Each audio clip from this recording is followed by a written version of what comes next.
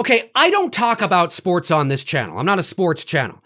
So for those of you that are like, Dave's talking about sports. No. I'm not talking about the facts and the figures and the stats and the strategies and the scores and the moves and the players. And that's not what this video is about. But something specific happened last night in the Toronto Raptors game between the Raptors and the Golden State Warriors that I do want to talk about in regards to the response regarding this specific incident, and how so many people are, including the sports media, are missing the why this tends to happen, not only in the game last night, but in professional sports as a whole. Because what happened last night is not mutually exclusive to Toronto Raptors fans and Canada. So if you want to know what my thoughts are on that, stick around. It's a fucking shit show. What you think you see, what you think you hear, that's what it's about. Mood and atmosphere. No, it's fucking garbage. It's garbage. Mood and atmosphere. Now that I really like. That's what I'm looking for. That's what I want to see. Hey folks, how you doing? Dave McRae here.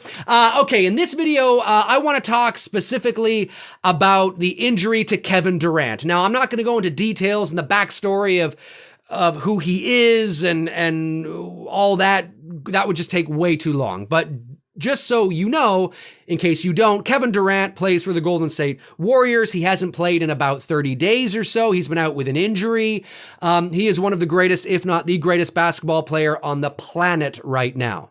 The Golden State Warriors are down 3-1 in their best of 7 series. We're down 3-1 in their best of 7 series against Toronto.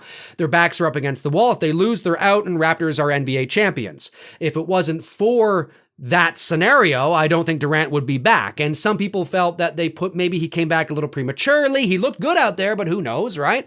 But anyway, so I haven't seen Durant play really at all.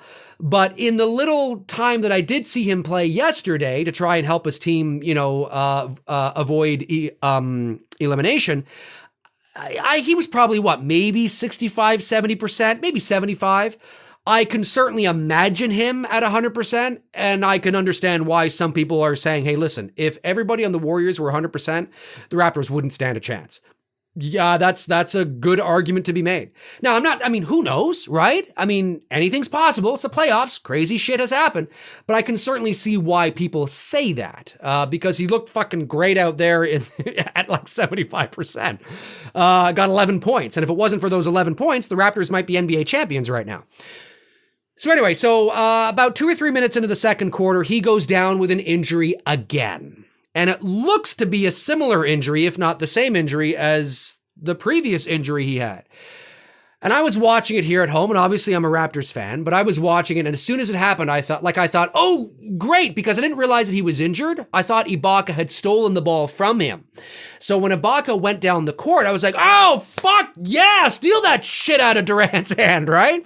But then when the camera cut away to Durant on the court going like this and kind of, immediately I was like, oh, shit, that's not good, right? Because it's like, it looked like it was the same kind of thing. And I was like, oh, no way, fuck, like that sucks, right?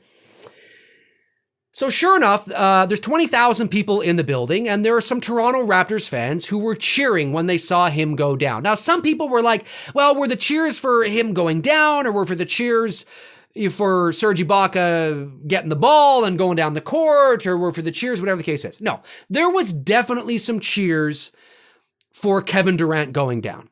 100%. It wasn't all 20,000 people, all right, but there were enough of them that certainly you could hear them.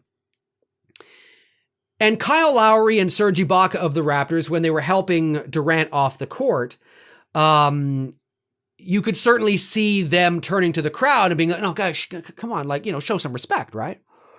And as quickly as the cheers were there, they dissipated and they started to turn into cheers that you hear when somebody's being taken off the ice or the field, that, yay, like, all right, he's okay. Yes, he's injured, but he's going to make it, right? And then, of course, the entire building erupted into chants of KD, KD, KD, and it was nearly as loud as the chants of, let's go Raptors, not quite that loud, but certainly you could hear it. KD, KD. But those two things, the cheers for, the cheers turning to the other kind of cheers and the KD, doesn't seem to be covered, because people want to focus on the how dare you fucking cheer that injury motherfucking. And do I condone that? Of course I don't. I don't condone it at all. I think if you are cheering an injury, yeah, it is. It's kind of like, don't cheer the guy, But there's a very specific reason why. I'm not making excuses for it, but there's a very specific reason why I believe this happens in professional sports. Because as much as the keyboard warriors, and they've been out in full force. Fucking Canadians, fucking Canadians. Oh, I thought Canadians were nice. Fuck you, Toronto. Classless Toronto fans. You're fucking bullshit, Toronto. I thought you had the best fans in the NBA. Now you have the shittiest fans in the NBA. You fucking pieces of shit. It's coming from all angles of the internet, right? The internet is really just like a 12-year-old girl. I get it. People are emotional about it. But let's not pretend we're all virtuous here. And let's not pretend that what happened last night is mutually exclusive to Toronto and Canada and that game last night. Because that kind of thing happens and has happened and will continue to happen all through professional sports. There are many examples through the NFL, through Major League Baseball, through the NBA, through the NHL, where somebody gets hurt in a high-stakes situation and the emotions might get the best of you. And you're like, oh, yes, yeah, whatever. It has happened many times. I'm not condoning it. I'm not saying that it's right. I'm just saying that there's reasons why it happens. And this is why. There's an emotional disconnect between the fans and the players on the court, the ice, or the field. And what that emotional disconnect is that by and large, sports is entertainment. It's all the sports, when you combine them all together, it's a multi-billion-dollar entertainment industry. These, and sometimes, I'm not saying that fans think of this consciously, but subconsciously, when you're watching a high-stakes game like that, you almost forget that you're watching something that's real. You're not watching a stage play. You're not watching, a movie, right? These are real people. These are not actors. It's not a scripted narrative, as much as many people like to say things are rigged. You have to have evidence of that. But, this is real. This is actually happening. And people get, especially if you've been drinking, you get caught up in the emotion aspect of it, of us versus them, villains versus good guys, right? The Golden State Warriors are the villains. They've come in, right? Kevin Durant, the boogeyman, he's back. Their big villain has come back. Oh no, the villain goes down. Yay! You know what I'm saying? I'm not saying that's right. I'm just saying that in that moment, we forget sometimes that, guys, we're not watching a play. We're not on Broadway watching, Julius Caesar and so, that's not what's happening here. This is real life. And I think, and you see it all through sports, through hockey, through basketball, baseball, football, these kinds of things happen. There's a villain and there's a good guy, right? And there's high stakes, especially when you get to the championship level in an elimination game. And think of the stakes that are in this kind of a game, right? The 2-time defending champions, 3-time champions to the championship 5 years in a row. Toronto never won a championship, 24 years in the making, hasn't had a big four, sports championship in 25 years, an entire country behind them. Oh my God, they could win it tonight. It's this. Think about that, right? And a lot of people get lost in the emotional aspect of the entertainment of it all. And when I say we, I don't mean you, me, or you. I talk about the collective we. We often forget that, whoa, hang on a sec here. This guy is actually hurt, right? It's not part of the shtick. It's not part of the narrative. It's not part of the movie. It's not part of the show. He really is hurt. Hang on a sec. Let's calm down a second here. And if we want to, in our heads, go, wow, this is really good because maybe that means we might be able to win. That's fine. I mean, every fan's going to do that, right? You want your team to win, but show some class, show some respect, and kind of go, oh shit, and when he's carried off the court, then you're like, woo, yeah, okay, and everything's cool. That's why it happens. It's not mutually exclusive to Toronto and Canada. It happens all through sports. And it's because of this disconnect. We don't see these players as real people. We see them as celebrities, as stars, right? As actors, in a narrative that we paid money to go and see. It's like being in a movie theater watching a movie. And it's not that you think about this consciously. I'm not saying that you think about this consciously. But when you dive deep into the subconscious of sort of how we relate to these players and how we relate to sports and how, what things could sort of get, and the coverage from the sports networks, right? Just watch the coverage, the drama, and the American media. Nobody does drama better than the American media, especially when it comes to the sports media. You got your big guys on there. Well, this is what I think's going to happen. Here's what KD's got to do if you got to get down. And we're like, we're watching it. And then it comes time for the big game. What's going to happen? And it's insane. It's insane.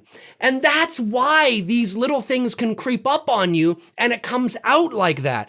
And, these, fuck Canada, fuck Canada. Listen, for those of you that are American that maybe have never been up here or you don't know too much about Canada, we're not all that different. Yes, we have our differences, but it's not like you cross the border and you're in some strange world. Okay, we're more alike than we are different, really, at the end of the day. And Toronto's the fourth largest city in North America. It's a big, bustling city. It's not like the Raptors are from some little town in mid-Saskatchewan. You're in the fourth largest city in North America. You're going to have your drunk idiots in the stands. You're going to have your boneheads taking off their shirts, spilling their beers on somebody. But this is where you are. It's going to happen. I'm not condoning it. I'm not saying it's right. I wouldn't have done it. But that's why these things tend to happen in these kinds of environments under these circumstances. And it happens all through sports. So the ignorance from these keyboard warriors, fucking Canada, I thought Canada, fucking, it's just like, go back and look at all the times it's happened in the US. I mean, if I'm not mistaken, I think Golden State Warriors fans were cheering when Kawhi Leonard went down in 2014. If I'm not mistaken, I think they were doing, so come on. It's just this idea that when these kinds of things happen, these virtuous people come out of the woodwork. It's like, fuck off. Don't give me this bullshit. Come on. You can come out and go, well, that was, but don't play mommy and daddy waving your finger, and say on the shit, because goddamn well that you've done something, maybe not that, but goddamn well you're not virtuous, and goddamn well it happens all through sports. Doesn't make it right, but it happens. And I believe the bit of insight that I've given you here as to the why is is maybe not the whole reason, but certainly something to think about, that we often forget that these are real people. They're not actors, and this is not a scripted narrative. And when the stakes are really high, we often forget that we're not watching a show. So when the villain goes down, there's that instinctual, like you're watching Game of Thrones or something, right? But that's not what's happening, but it happens throughout sports. It's the entertainment side of sports. It's the way they build this up through the media, the hype, and everything the American media and the Canadian media, but certainly the American media does to build this up and the stakes, and then the fans are getting on board and they're into it and they can't take their eyes off it, and then they get down and they see KD go down. And it's just like, guys, fuck, like he's actually hurt. He's actually hurt. Oh, right. Oh, shit, right. Oh, dude, sorry, I got, and that's what happens. And it happens throughout all sports in both Canada and the US. So I just had to get that off my chest. Kevin Durant, if you're watching, he's not watching, but if he happens to watch this, buddy, I hope you make a speedy recovery. It looks like it's your Achilles. That's not good, obviously, but you're the best basketball player in the world, arguably, right now. A lot of people think you are. I don't think that's a tough, or I don't think that's a tough argument to be made. And you'll be out for the rest of this year. Depending on how bad it is, maybe you'll be out for the rest of next year too. I don't know. But listen, you're 30. You're definitely going to come back, and you're going to come back strong. Look at Kawhi Leonard, right? Look what he's done. you can do it too. Anyways, folks, my name's Dave McRae. Comment below and let me know your thoughts. If you want to follow me on Facebook, you can at facebook.com/manythingsdavemcrae. That's where I tend to post in the meantime and in between time, and I'm not posting here. All the links are in the description. If you want to help support the channel each and every month on Patreon, my IMDb, my Twitter, it's all down there. Check them out until your heart's content, and when your heart becomes content, check them out again. Anyways, Go Raps, Game 6, Thursday night. Oh, man, we could have had it. We could have had it. Damn you, KD. Damn you. It's going to be interesting. Cheers.